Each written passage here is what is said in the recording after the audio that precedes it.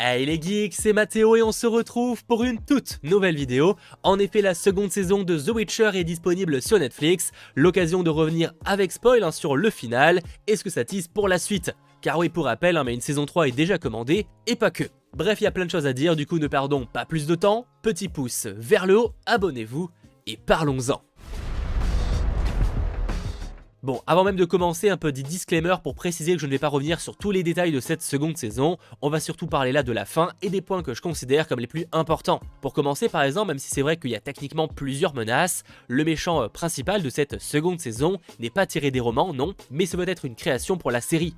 En effet, Volette Mère ne tire pas son inspiration directe des œuvres sur le sorceleur, mais d'un mélange de plein de choses, comme le mythe de Baba Yaga. Alors oui, j'imagine que ça a quand même pas mal déçu les fans de romans, mais pour ce qui est du résultat dans la série, j'ai trouvé ça plutôt propre.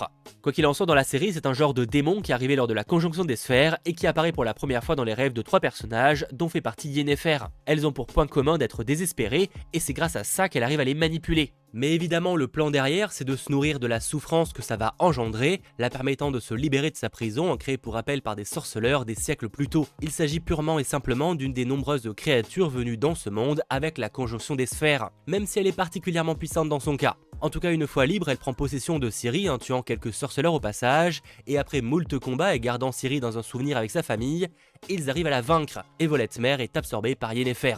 Tout ça en revanche ne dure pas réellement longtemps puisque nos 3 héros sont envoyés alors dans un autre monde où cette dernière rejoint d'obscurs cavaliers qui s'avère être la chasse sauvage, qu'on va réaborder plus tard, rassurez-vous. En effet, même si la chasse sauvage pourrait être la grande menace des prochaines saisons, et honnêtement, ils ont clairement le potentiel, selon la showrunneuse, la menace la plus permanente sera une autre surprise de ce final, l'empereur de Nilfgaard, souvent appelé la Flamme Blanche. Son visage était jusqu'à aujourd'hui toujours caché et pour cause, il s'agit en fait d'Emir, le père de Ciri. Oui, ce même personnage avec la malédiction d'avoir une tête d'hérisson. Dans les romans, en fait, c'est une révélation qui vient beaucoup plus tard, mais pour éviter là de nous cacher son visage encore sur plusieurs saisons, ça aurait été un petit peu bizarre, ils ont préféré accélérer son reveal, surtout que visiblement, comme là, ce sera l'une des menaces les plus importantes de la prochaine saison, en tout cas des prochaines, et il aurait été dommage de ne pas déjà le teaser.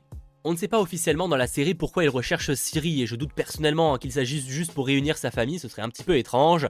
En effet, dans les romans, il croit à la prophétie d'Itlin et il veut ainsi retrouver Ciri pour l'épouser et la mettre enceinte, car selon la prophétie, leur progéniture sauverait et gouvernerait le monde. Et non, je ne me suis pas trompé, je parle bien du père et de la fille. On est clairement sur quelque chose d'ultra dégueu, de l'inceste, mais en soi dans une œuvre de fantasy, ce serait pas la première fois. De toute façon, Ciri sera de nouveau au cœur de l'intrigue de cette nouvelle saison, ses pouvoirs effrayent autant qu'ils sont convoités. Son père évidemment la recherche, mais il y a aussi certains elfes ou encore d'autres royaumes, sans oublier possiblement les membres de la chasse sauvage. En effet, ce sont des célèbres antagonistes des jeux vidéo, notamment du 3e opus, et même si là ils n'y ont qu'une brève apparition, ça a sûrement attisé leur curiosité concernant son sang ancien. Car oui, Geralt se questionne pendant toute la saison à ce sujet, que cache Ciri globalement, et la réponse c'est qu'elle a le sang ancien. Ça lui donne des pouvoirs très puissants qui pourraient détruire des civilisations entières, ou encore permettre de recréer des sorceleurs, qui sont, on va pas se mentir, de moins en moins nombreux à Kaer Morhen. Mais ces pouvoirs lui permettent aussi de créer des portails vers d'autres mondes, et c'est ça qui intéresse pas mal de gens. On peut le voir en action dans cette seconde saison, les monolithes sont des vestiges de la conjonction des sphères, qu'elle peut transformer en portail entre les sphères. D'ailleurs cette saison 2 fait énormément référence à la conjonction des sphères, beaucoup plus que la première je trouve. Et pour très vite résumer, c'est un événement qui a eu lieu plus de 1000 ans avant la série The Witcher, une collision entre plusieurs mondes, ce qui a fait que des créatures, mais aussi les humains et la magie avec le pouvoir du chaos, ont pour certains rejoint le monde des elfes. Donc en plus d'être genre l'événement le plus important de l'univers, s'ils en parlent autant, c'est aussi pour teaser la future série limitée de Netflix, Blood Origin, aka The Witcher, l'héritage du sang en VF, qui racontera justement cet énorme événement, et dont un premier teaser d'ailleurs se retrouve en scène post-crédit, et a été posté récemment par Netflix. Ça se déroulera 1200 ans avant l'histoire de Geralt, sur l'origine du premier sorceleur et sur la genèse de la conjonction des sphères. Ça sort donc en 2022, et ce sera logiquement le prochain projet The Witcher à sortir.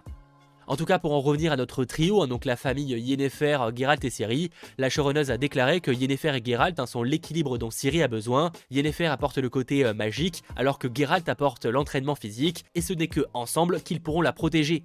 Donc même si Geralt aura du mal à pardonner à Yennefer, il sait lui aussi que Ciri a besoin de Yennefer. Là aussi la showrunneuse a légèrement teasé lors d'interviews que le côté confiance serait pas mal exploré, notamment par rapport à Geralt. Et l'un de ces sujets là pourrait concerner Jaskier, dont on connaît à la fin l'identité de son mécène. Lui aussi veut Ciri pour le contrôle du Cintra. Donc le moment où il va revenir auprès de Jaskier pour lui demander son dû, j'imagine que ça va compliquer les relations qui devenaient un peu meilleures avec Geralt. Notons par ailleurs que même si j'évoque beaucoup la saison 3, il y a plusieurs spin-offs qui sont déjà en préparation pour l'univers de The Witcher. Alors officiellement pour le moment, que ce soit l'animé Le Cauchemar du Loup ou encore la série live Blood Origin, les deux sont des préquels, mais peut-être pourquoi pas que d'autres projets plus tard pourraient se passer eux en parallèle de la série The Witcher. Je ne sais pas vraiment si c'est sur ça qu'ils veulent aller, mais ce serait une idée qui pourrait être intéressante. En tout cas personnellement c'est une deuxième saison que j'ai trouvé bien meilleure que la première, n'hésitez pas à partager votre avis en commentaire. J'espère que cette petite vidéo vous aura plu, si c'est le cas encore une fois, n'hésitez pas à lâcher le petit pouce vers le haut, à vous abonner, et on se retrouve très vite pour de nouvelles vidéos. C'était votre geek Mathéo, ciao tout le monde.